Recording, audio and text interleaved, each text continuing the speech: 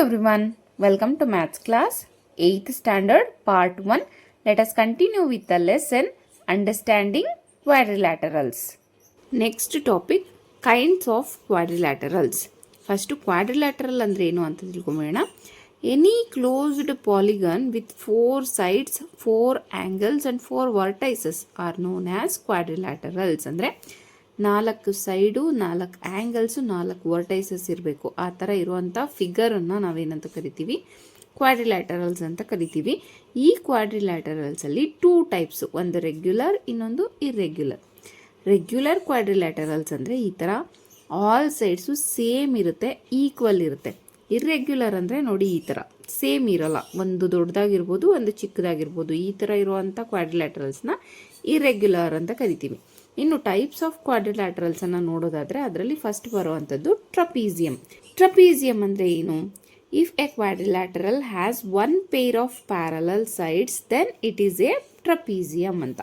ನೋಡಿ ಇದೊಂದು ಫಿಗರ್ ಇದೆಯಲ್ಲ, ಎ ಬಿ ಸಿ ಡಿ ಅಂತ. ಇದರಲ್ಲಿ A B parallel to C D, ಯಾವುದಾದ್ರೂ ಒಂದು ಪೇರು ಪ್ಯಾರಲಲ್ ಆಗಿದ್ದರೆ ಈ ಒಂದು ಫಿಗರನ್ನ ಟ್ರಪೀಸಿಯಂ ಅಂತ ಕರಿತೀವಿ. ಪ್ಯಾರಲಲ್ ಲೈನ್ಸ್ ಅಂದರೆ ಏನು ಅಂದರೆ, ನೀವು ಎಷ್ಟೇ ದೂರ ಈ ಲೈನ್ಸನ್ನು ಎಕ್ಸ್ಟೆಂಡ್ ಮಾಡ್ಕೊಳ್ತಾ ಹೋದರೂ ಒಂದನ್ನೊಂದು ಇಂಟರ್ಸೆಕ್ಟ್ ಮಾಡ್ದಲೇ ಇರುವಂಥ ಲೈನನ್ನು ನಾವು ಪ್ಯಾರಲಲ್ ಲೈನ್ ಅಂತ ಕರಿತೀವಿ.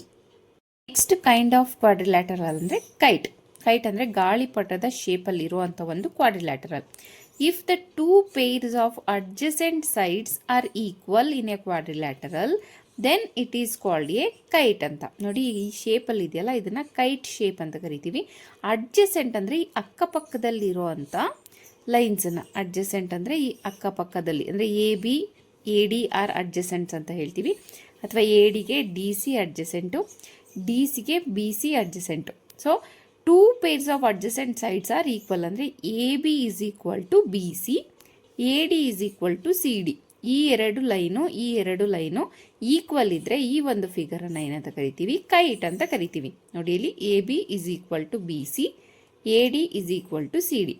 ಇದರ ಒಂದು ಪ್ರಾಪರ್ಟಿಯನ್ನು ನೋಡೋದಾದರೆ 2 ಡಯಾಗನಲ್ಸ್ ಆರ್ ಪರ್ಪೆಂಡಿಕ್ಯುಲರ್. ನೋಡಿ ಎ ಇಂದ ಸಿ ಆ್ಯಂಡ್ ಬಿ ಇಂದ ಡಿಗೆ 2 ಡಯಾಗನಲನ್ನು ಎಳೆದ್ರೆ 2 ಕೂಡ ಪರ್ಪೆಂಡಿಕ್ಯುಲರ್ ಆಗಿ ಇಲ್ಲಿ ಕಟ್ ಆಗುತ್ತೆ.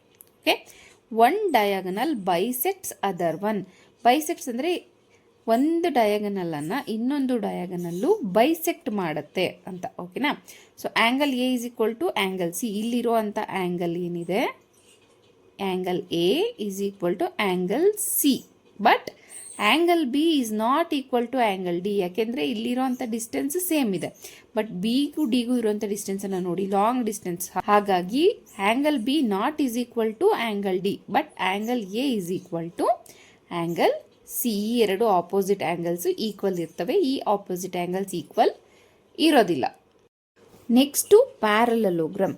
If the 2 pairs of opposite sides are parallel in a quadrilateral then it is called a parallelogram. ನೋಡಿ ಇಲ್ಲಿ ಹೆಸರೇ ಹೇಳೋ ರೀತಿಯಲ್ಲಿ 2 pairs of opposite sides parallel ಇರಬೇಕು. ನೋಡಿ ಎ ಡಿ ಬಿ ಸಿ, ಇದು ಒಂದು ಎ ಬಿ ಸಿ ಡಿ ಅನ್ನೋದು ಪ್ಯಾರಲಲೋಗ್ರಾಮ್ ಆದರೆ A B parallel to C D ಇರಬೇಕು, A D parallel to B C ಇರಬೇಕು. ಟ್ರಪೀಸಿಯಮಲ್ಲಿ ಒಂದು ಸೈಡ್ಸ್ ಅಂದರೆ 1 pair ಆಫ್ ಸೈಡ್ಸು ಪ್ಯಾರಲಲ್ ಇತ್ತು, ಇಲ್ಲಿ 2 ಸೈಡ್ಸ್ ಏನಾಗಿರುತ್ತೆ, ಪ್ಯಾರಲಲ್ ಆಗಿರುತ್ತೆ.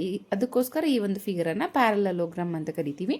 So A B is parallel to C D and A D is parallel to B C. Okay, elements of parallelogram. ಇದರ ಎಲಿಮೆಂಟ್ಸನ್ನು ನೋಡ್ಬಿಡೋಣ. ಆಪೋಸಿಟ್ ಸೈಡ್ಸ್ ನೋಡಿ, ಆಪೋಸಿಟ್ ಸೈಡ್ ಯಾವುದಾದ್ರು, ಎ ಬಿಗೆ ಸಿ ಡಿ ಆಪೋಸಿಟು, ಎ ಡಿಗೆ B C ಆಪೋಸಿಟು.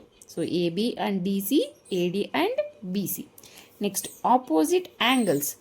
ನೋಡಿ opposite angles ಅಂದರೆ ಇಲ್ಲಿ ಎಗೆ ಆಪೋಸಿಟ್ ಯಾವುದು, C. A and C R opposite angles, ಬಿಗೆ D. So B and D are opposite angles. ಓಕೆನಾ? Next adjacent sides. ಅಡ್ಜಸೆಂಟ್ ಅಂದರೆ ಏನು ಹೇಳಿದೆ, ಅಕ್ಕಪಕ್ಕದ್ದು.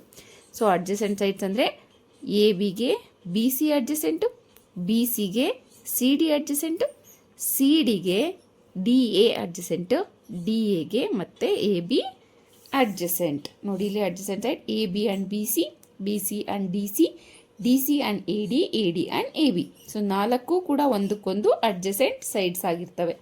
Next adjacent angles. So adjacent angles ಅಂದರೆ ಎಗೆ ಪಕ್ಕದಲ್ಲಿರೋ ಆ್ಯಂಗಲ್ ಯಾವುದು? ಎಗೆ ಬಿ, ಬಿಗೆ ಸಿ, ಸಿಗೆ ಡಿ, ಅಗೇನ್ ಡಿಗೆ ಎ. ಇವೆಲ್ಲ ಅಡ್ಜಸೆಂಟ್ ಆ್ಯಂಗಲ್ಸ್. ಸೊ ಇದಿಷ್ಟು ಎಲಿಮೆಂಟ್ಸ್ ಆಫ್ ಪ್ಯಾರಲಲೋಗ್ರಾಮ್. ನೆಕ್ಸ್ಟ್ ಈಗ ಪ್ರಾಪರ್ಟೀಸ್ ನೋಡೋಣ. Properties of parallelogram. The opposite sides are always equal. ನೋಡಿ, ಈ ಸೈಡು ಇದು ಒಂದು ಪ್ಯಾರಲಲೋಗ್ರಾಮ್ ಅಂತ ತಗೊಳ್ಳೋಣ. A B C D. ಇಲ್ಲಿ ಆಪೋಸಿಟ್ ಸೈಡ್ಸ್ ಈಕ್ವಲ್ ಅಂದರೆ A B is equal to D C. ಇದು ಈ ಸೈಡ್ಗೆ. Okay, next A D is equal to B C. Opposite sides are always equal. Next, the opposite angles of a parallelogram will be equal. ಈ opposite angle ಏನಿರುತ್ತೆ, angle A is equal to angle C, next D ಮತ್ತು B. Angle B is equal to angle D. ಓಕೆನಾ? Next ಏನಿರುತ್ತೆ, the two diagonals bisect each other. So diagonals ಅಂದರೆ ನೋಡಿ ಈ ರೀತಿ, B ಇಂದ ಡಿಗೆ ಒಂದು ಲೈನು, ಎ ಇಂದ ಸಿಗೆ ಒಂದು ಲೈನ್. ಇವೆರಡು ಒಂದನ್ನೊಂದು ಬೈಸೆಕ್ಟ್ ಮಾಡುತ್ತೆ. ನೆಕ್ಸ್ಟ್ ಪ್ರಾಪರ್ಟಿ ಏನಿದೆ, the pair of adjacent angles will always be a supplementary angle. So ಈ ಸಪ್ಲಿಮೆಂಟರಿ ಅಂದರೆ ಏನು? Supplementary angle and complementary angles ನೀವು ಇದನ್ನೆಲ್ಲ ಲೋವರ್ ಕ್ಲಾಸಲ್ಲಿ ತಿಳ್ಕೊಂಬಂದಿರ್ತೀರ. ಸಪ್ಲಿಮೆಂಟರಿ ಆ್ಯಂಗಲ್ ಅಂದರೆ ಸಮ್ ಆಫ್ ಆ್ಯಂಗಲ್ಸ್. ಈಗ angle 1 plus angle 2 is equal to 180 degree. ಇದನ್ನು ಎರಡು ಆ್ಯಂಗಲಿನ ಸಮ್ಮು 180 ಡಿಗ್ರಿ ಇದ್ದರೆ ಇದನ್ನು ಏನಂತ ಕರಿತೀವಿ? ಸಪ್ಲಿಮೆಂಟರಿ ಆ್ಯಂಗಲ್ಸ್ ಅಂತ ಕರಿತೀವಿ. ಫಾರ್ ಎಕ್ಸಾಂಪಲ್, ಅಡ್ಜಸೆಂಟ್ ಆ್ಯಂಗಲ್ಸ್ ಅಂದರೆ ಎಗೆ adjacent angles B. So angle A plus angle B is equal to 180 degree ಇದ್ದರೆ ಇವನ್ನ ಏನಂತ ಕರಿತೀವಿ? ಸಪ್ಲಿಮೆಂಟ್ರಿ ಆ್ಯಂಗಲ್ಸ್ ಅಂತ ಕರಿತೀವಿ. ಸೊ ಅಡ್ಜಸೆಂಟ್ ಆ್ಯಂಗಲ್ಸ್ ಈ ಒಂದು ಪ್ಯಾರಲಲೋಗ್ರಾಮಲ್ಲಿ ಸಪ್ಲಿಮೆಂಟ್ರಿ ಆ್ಯಂಗಲ್ಸ್ ಆಗಿರ್ತವೆ. ಇದು property of parallelogram. Let us solve an example problem. In a parallelogram ABCD, C is equal to 70 degree. Find all the other angles ಅಂತ ಕೊಟ್ಟಿದ್ದಾರೆ. ಸೊ ABCDಯಲ್ಲಿ angle C is equal to 70 degree. ಓಕೆನಾ? ಉಳಿದಿರೋವಂಥ ಆ್ಯಂಗಲ್ಸನ್ನು ನಾವು find out ಮಾಡಬೇಕು. ಇಲ್ಲಿರುವಂಥ opposite angle ಏನಿದೆ B, B ಎಷ್ಟು ಬರುತ್ತೆ? 70 ಡಿಗ್ರಿ.